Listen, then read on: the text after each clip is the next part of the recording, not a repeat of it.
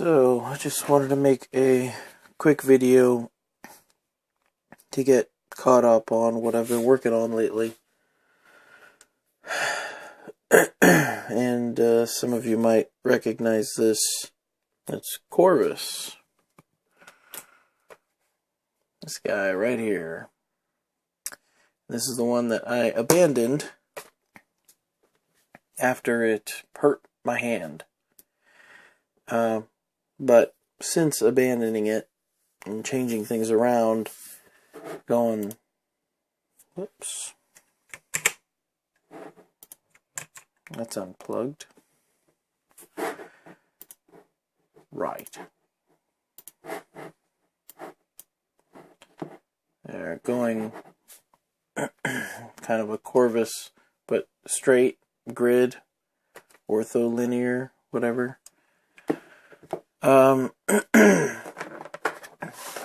Tried it out, and it just couldn't, it didn't feel right. And I was like, it's just the cardboard, that's the problem.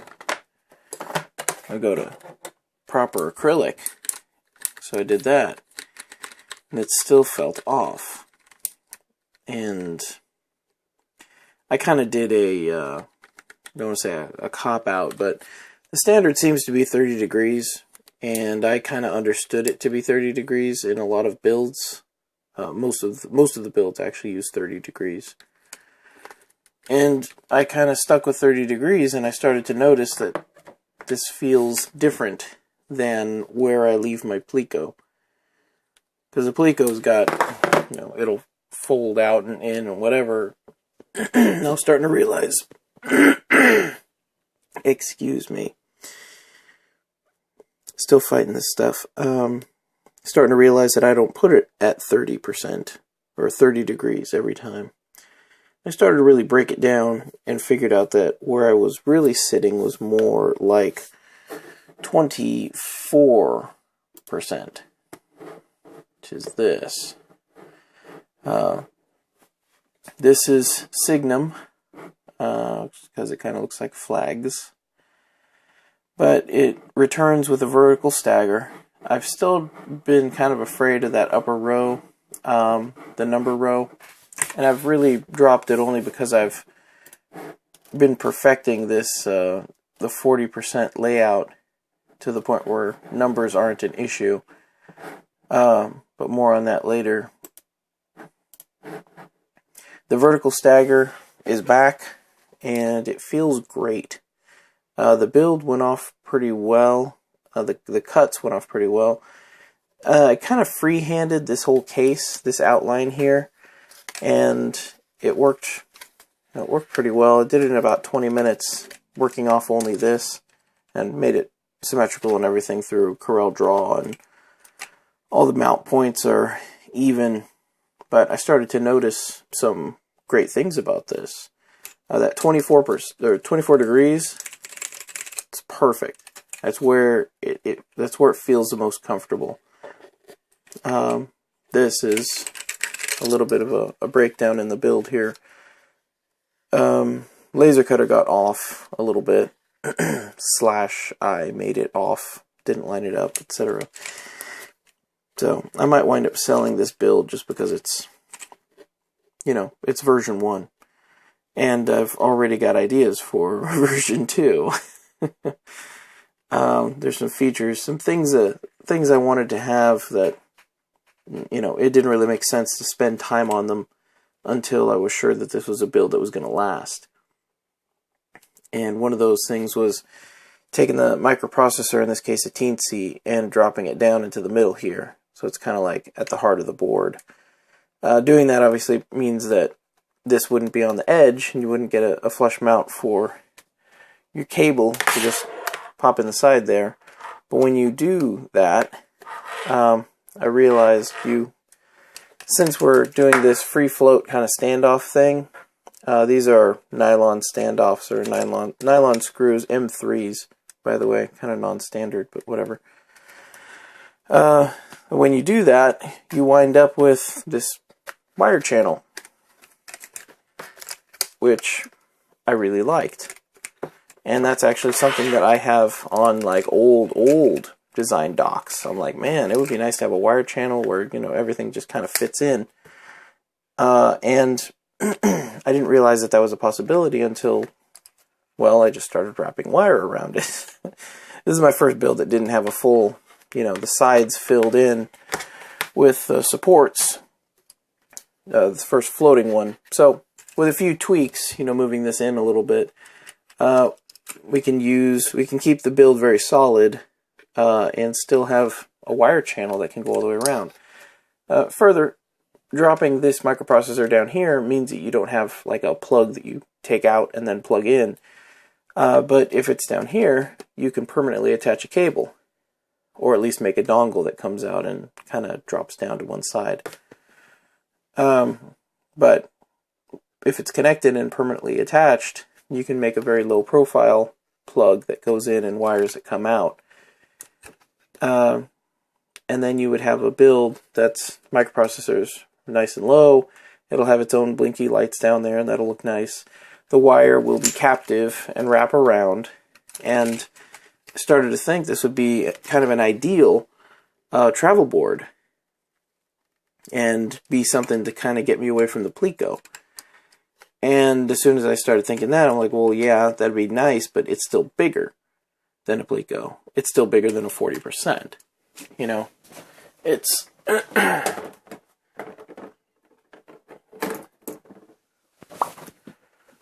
It's an Alps 40 build off the flank. May it rest in peace. So it's really not that much worse. But you can tell it's larger. I mean, you don't get this. Kind of.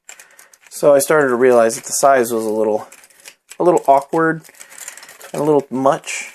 And then I remembered another funky design feature that I'd been thinking about, and don't laugh, thumb hole. It's right here, nice little circle right around there for you to put your thumb through and hold on and give you kind of a really solid build. You kind of think about this. Let's see if I can do this. It's copying an image to get an SSD on it right now, so but this is grip back here where you can just kind of pick it up, and it's very solid. So that was kind of something that I was thinking of when I started gripping this. Be good.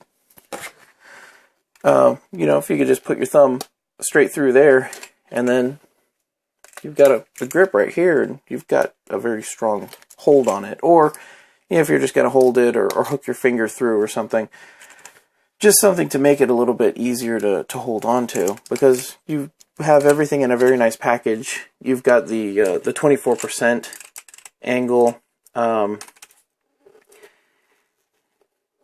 vertical stagger. I don't know, it just works. It works really well. And I'm figuring out some other, figuring out some other things on these, on these boards, and, well, actually on 40% in general. So I'm trying to write up a solid article on how to get the most out of your 40% to the point, or plank, everyone, whatever. Most people don't use the layers very much, and most people kind of understand, well, you know, there's not as many keys. We're going to go ahead and, you know, we understand it's not going to be as fast. But I think it can be as fast. I think it can be faster, actually. And I've been figuring out some layering tricks and moves that can be done to keep a lot of the muscle memory that you've got in your brain. Muscle memory, but whatever. Things like the number row here. So in this case, the number row is on the top, and originally I had put it on the home row, which is just right where your fingers would rest, so you could go 1, 2, 3, 4, 5, 6 kind of thing. But I started to realize that the muscle memory is for you to reach a little bit, because the number pad's up, or the numbers are higher. So when your brain thinks, I gotta hit 1, your fingers think, I gotta go up 1. Or I gotta hit 2, you gotta move up. So putting the numbers right here, it was relearning something. So why fight it when you just work with it? Putting the number pad layers, or the number layers up here, made a big difference in my speed. Numbers were kind of a big deal. Also, making these dedicated symbol keys so that you don't need to hold shift and then hit 5. That's a bad choice, but shift and 5 to hit %. There is the muscles involved in the chording is the issue. Holding this and then hitting that, particularly while you're doing something else, when you get to like 3 muscles that you're doing or 3 fingers that you're doing at the same time, that's when things start to get weird. So try to keep it down. So making these dedicated, bang, at, hash, dollar symbol signs, so that all you do is press down level 3 or layer 3 here, and then drop your fingers wherever they need to be on the home row. You got it. The alternative, which has been working very well, for me at least, is this numpad layer.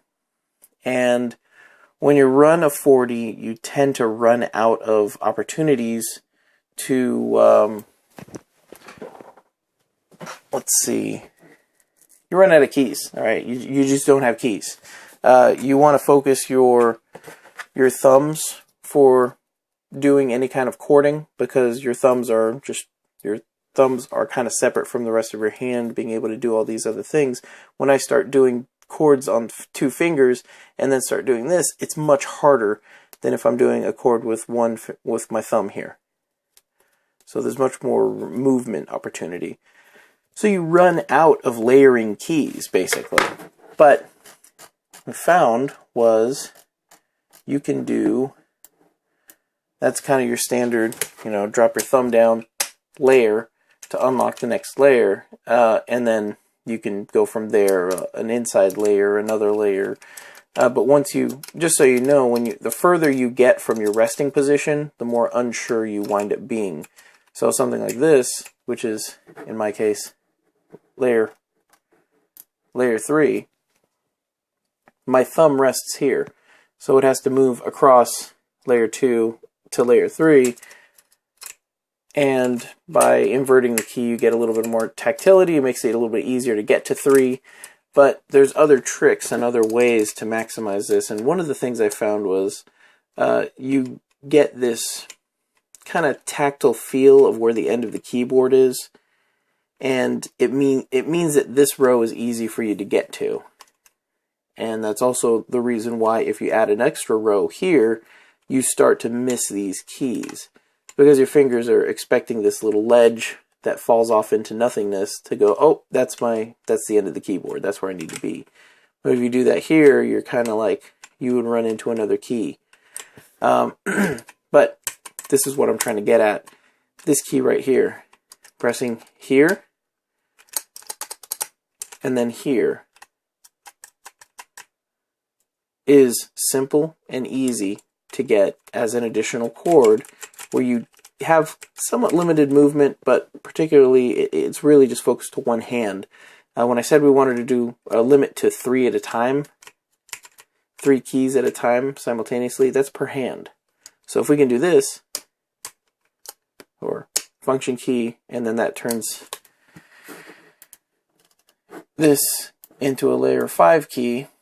So you go layer 1, layer 5, and then this hand is just kind of chilling. It's not that big of a deal for it to hang out like this, holding it down in this location, or these keys. But then over here, we open up a numpad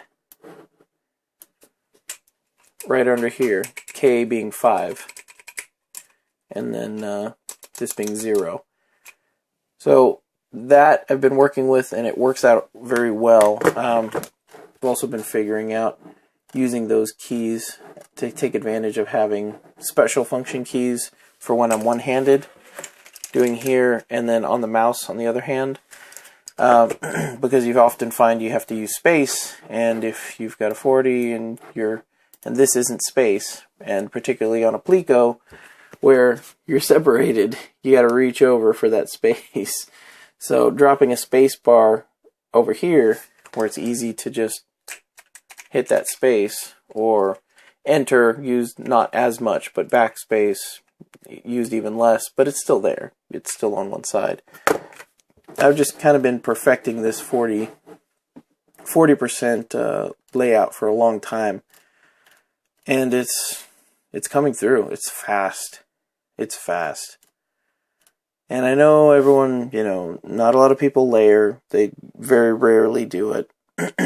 And most people just don't care enough to, but there's a lot of opportunity that's being missed, I think. Even just things like browser tab left, browser tab right, spreadsheet left, arrow keys on the home keys, your tildes. Brackets were kind of a big deal. People get weirded out that there's no enter or backspace on my build, and that's because my enter and backspace are on the first layer up here under E for enter, and then backspace is down here under M. And that's just because those are quick and easy ones that are easy to get to.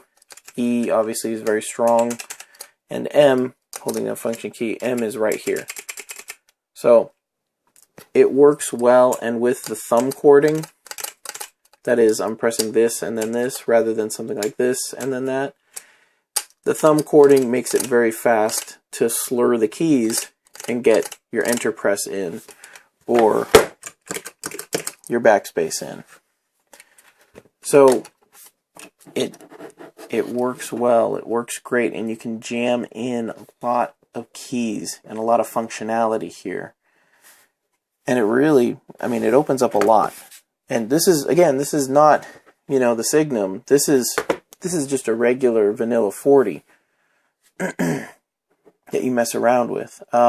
Being a programmer, though, this is generally on the plank, for example, builds. This is a backspace, and then this is an enter.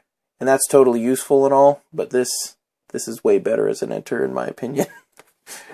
Reaching the thumb over or reaching that pinky over. And you've noticed I've installed these keys upside down so that they have more of a corner on them rather than a slope. Same over here. That's a ghetto blank right there. But it makes it easier to hit these brackets. I've turned these into brackets and braces just because I use them a lot more. Then I wind up using a straight enter key or a backspace key. I would just never touch them, and that was wasted space. So this is very maximized for what I've got here. So much rambling. Why is it always rambling? Never really planned these out. So this is Signum. It's probably going to see another revision. I'll probably sell this case as like a version 1 kind of thing. I don't know who's interested in Black Alps. I might take those out for the next build, but no lights on it, at least not yet. I don't see the purpose on it. It's just kind of a light board. Good gap. These standoffs, this is my first time messing around with these standoffs, even as nylon. Nylon standoffs are great. They work really well. I expected flex. I expected there to be issues. I expected it not to sound as good. But the .22 plate with the .08 underneath it with these spacers, and then the feet right next to support spacers works great. So, very impressed with this so far. It's probably going to become the new travel board, and that vertical stagger has that that je ne sais quoi, that magic that came up with Corvus that unfortunately had to disappear. Although, I gotta say, I did wind up getting this exact pane about a month ago. It kind of came back a little bit and then went away, and I wasn't doing anything. Obviously, I didn't have Corvus. It's broken down. But I just started to wonder if it was just coincidence. That kind of led me to even further into these vertical builds. And the vertical build is just, it's just comfortable. It's, I don't know what it is. It's somehow, if you put me in front of a 40, it runs just fine. But if you give it that vertical stagger, it's like you're not, it's like you're unclenching, I guess, because your fingers need to be on that home row, and then if they are allowed to be a little bit higher, then they're just kind of relaxing. And if you get too far, then you're picking up your hand to reach, and then as soon as you pick up your hand to reach, you lose that mount point where you're kind of basing your movements off of. It's like a touch point where you know this is here and that's there based on where that touch point is. It's always the same. But if you get too far, and what I'm saying is it's kind of a thin line to tread. But this seems to tread it just right. And I don't even remember at this point what these key values are, these drop values between the two. They have so much weird stagger in them. It took a lot of effort to get it to where it felt right and where it made sense. And this, especially it being a 40, and adapting these thumb keys, these 2U thumb keys from this build, that was just icing on the cake. It works so well. It cradles your thumb. You feel like you're hitting it every single time. Your thumbs draw naturally back to that space where they need to be. Even obviously much more so than if you just have an inclined key with a different profile on it. The whole thing is just more comfortable. So I guess look for version 2 of this coming up soon. And maybe see this case on Mech Market, or the whole thing, who knows. I don't know. Right now I'm still playing with it. I can't say that. If I could cut a full board tomorrow and get it built, I would run that. With my thumb hole and my cord wrapped around. Good Lord. This is my life. Ridiculous, huh? Whatever.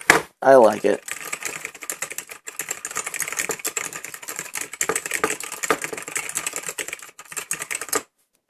Love it. I can't stop it from here because it's on my phone. That's it. Any questions, of course, on these builds? Post them in the comments. These things are, I think I've shared links to these before. They're on the keyboard layout editor under Fletch NKY. But questions, comments, etc., just let me know. Thanks.